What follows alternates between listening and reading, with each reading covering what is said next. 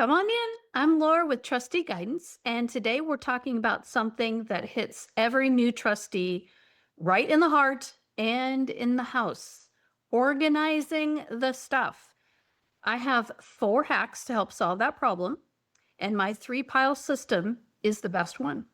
I started Trustee Guidance because I was going through this process and there was a lot of information out there about setting up a trust, but not a lot about administering a trust. There was not a handbook to help with all the other things trustees need to handle besides the legal and accounting. Setting up the trust is very important, but only half of the whole process. Let's get back to those 4 hacks. Hack 1, give yourself permission to go slow and feel it all. This isn't just a house cleaning job. Every item carries a memory. My rule is 1 room or 1 category per day. It keeps you from burning out and lets you honor the emotions as they come up. And it's okay to get emotional about a vase or a chair. You're still grieving. I recently helped a client with the house organization. Her attorney handled the legal paperwork beautifully, but no one warned her about walking into a house full of a lifetime of memories and having to decide what to do with every single thing. The closets, the drawers, the garage, it felt overwhelming and deeply emotional all at once. The garage hadn't been touched in years. Lots of stuff piled in there. I remember she told me, Laura, I was standing in the middle of the living room thinking, where do I even start? And that's why I'm sharing this with you today. The real non-legal side of dealing with the house and the personal property. Now, remember, you can hire somebody to clean and organize the house, but you, as the trustee, still need to sign off and direct what stays and what goes. Hack number 2, the simple 3 pile system that actually works. So there's 3 piles: keep pile, donate or sell pile, and the family decision pile. That's it. Assign everything a category.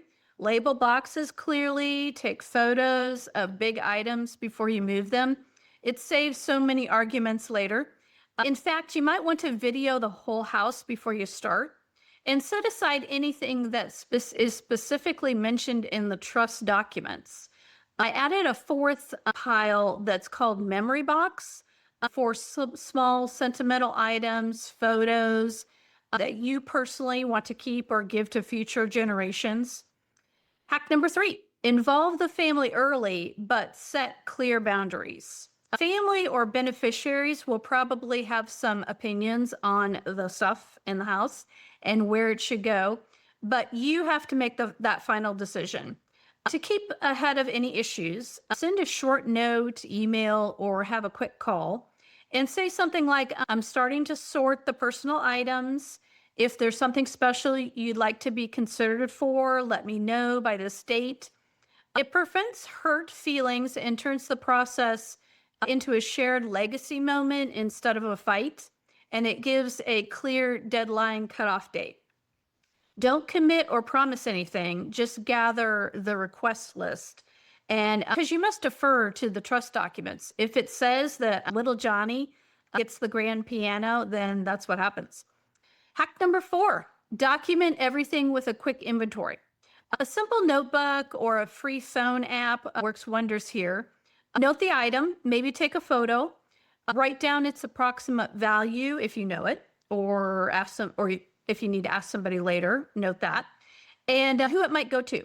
This one step saved my clients hours when it came to just distributing to the beneficiaries and talking with the tax accountants about the value of those big ticket items.